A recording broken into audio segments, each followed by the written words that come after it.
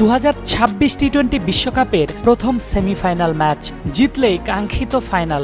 এমন গুরুত্বপূর্ণ ম্যাচে 170 রানের লক্ষ্য তাড়া করতে নেমে গতকাল কলকাতার ইডেন গার্ডেনে প্রোটিয়া বোলারদের ওপর রীতিমতো তাণ্ডব চালিয়েছিলেন দুই Kiwi opener batter Tim Seifert ও ফিন অ্যালেন। শেফার্ডকে 50-র পর থামাতে পারলেও অ্যালেনকে কিছুতেই থামানো যায়নি। সেমিফাইনালের মতো হাই ভোল্টেজ ম্যাচে এসে 33 বলে অপরাজিত সেঞ্চুরি করেছেন, যা টেস্ট খেলুড়ে দুটি দেশের মধ্যে কোনো টি-20 ম্যাচে দ্রুততম সেঞ্চুরির রেকর্ড। অ্যালেনের এমন অতিমানবীয় ইনিংসে উড়ে গেছে সাউথ আফ্রিকা।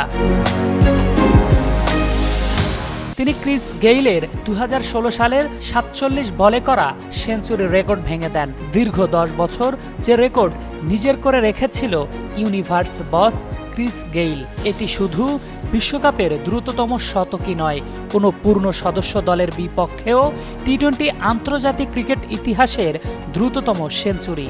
পুরো ইনিংসে অ্যালেন খেলেন মাত্র 4টি ডট বল। ফিন অ্যালেন এখন আন্তর্জাতিক টি-20তে যৌথভাবে তৃতীয় দ্রুততম সেঞ্চুরি করা ব্যাটসম্যান। কিউই দলের হয়েও তিনি গ্লেন ফিলিপসের 46 বলে সেঞ্চুরি রেকর্ডে পেছনে ফেলে নতুন ইতিহাস গড়েছেন। রেকর্ডময় এমন দিনে সহজ জয়ে প্রথম দল হিসেবে ফাইনালে নিউজিল্যান্ডের জয় অনেকটাই নিশ্চিত করে দিয়েছিল অ্যালেনের সঙ্গে টিম শেফার্ডের উদ্বোধনীয় ছুটিটাই।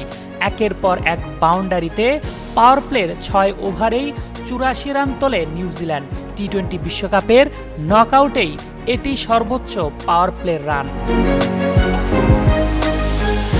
এরপর 9.1 ওভারে দুই ব্যাটার স্কোরবোর্ডে যোগ করেন 117 রান।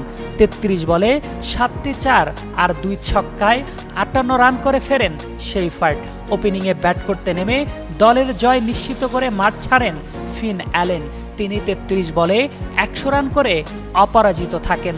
দলের জয় নিশ্চিত হওয়ার ঠিক আগ মুহূর্তে ব্যাট করতে নেমে 11 বলে 13 রানে অপরাজিত থাকেন রাসিন রবীন্দ্র।